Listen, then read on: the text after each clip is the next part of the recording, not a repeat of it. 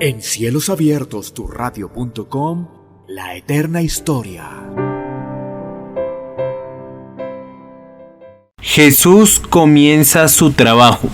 En programas anteriores vimos cuando Juan el Bautista vio a Jesús que venía y dijo: He aquí el Cordero de Dios que quita el pecado del mundo. Esto es muy importante porque Jesús no iba a cubrir el pecado como en todos los casos que hemos visto en el Antiguo Testamento. Él quitaría el pecado. Recordemos cuando Adán y Eva fueron expulsados del jardín del Edén. Desde ese momento, las personas que nacen son pecadores. Tengamos en cuenta que un inocente tiene que morir por el culpable. Esta buena noticia, conocida como el Evangelio, es que Dios envió a su Hijo para ser el Salvador de sus escogidos. El Señor les decía a las personas: el tiempo se ha cumplido y el reino de Dios se ha acercado. Arrepiéntanse de sus pecados y crean en el Evangelio. Cierto día, mientras Jesús iba caminando por la orilla del mar de Galilea, vio a Simón y a su hermano Andrés que echaban la red al agua porque eran pescadores. Jesús los llamó: vengan, síganme, y yo les enseñaré cómo ser pescadores de hombres. Y enseguida dejaron las redes y lo siguieron.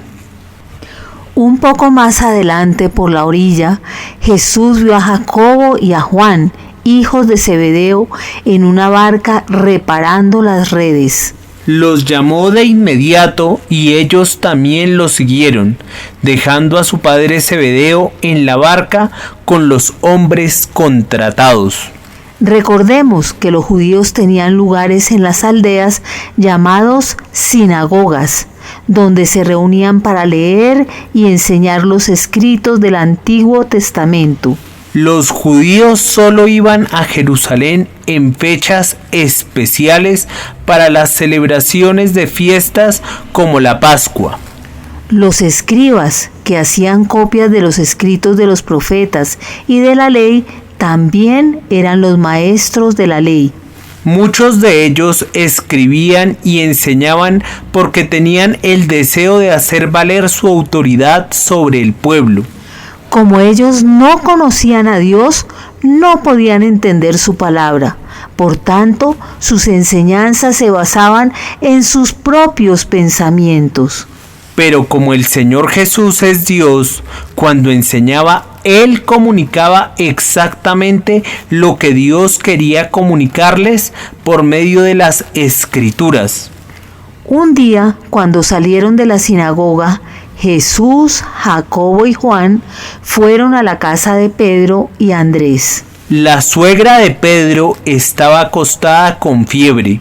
Entonces se lo dijeron a Jesús. Él se acercó a la mujer y la tomó de la mano para ayudarla a levantarse, y la fiebre la dejó. Entonces ella comenzó a atenderlos. Al atardecer, cuando terminó el día de reposo, la gente de Capernaum y de los alrededores se dirigió rápidamente a la casa donde se alojaba Jesús. Jesús sanó toda clase de enfermedades y expulsó muchos demonios, pero no permitió que los demonios hablaran porque ellos sabían quién era Él. Por su palabra poderosa, el Señor Jesús mostraba su poder sobre todas las enfermedades.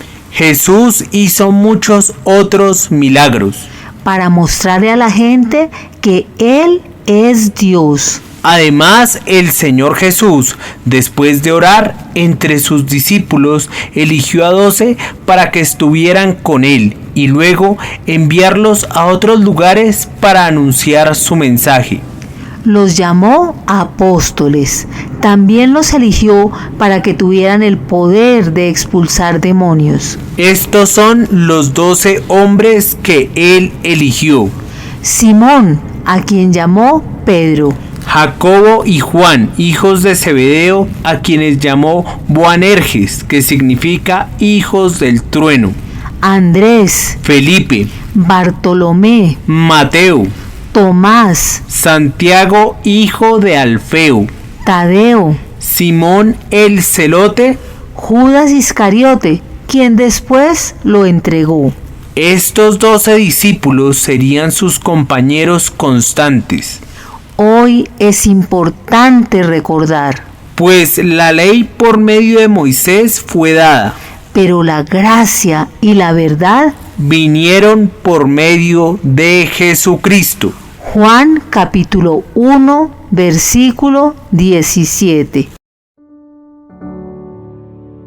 En cielosabiertos, tu radio.com, la eterna historia.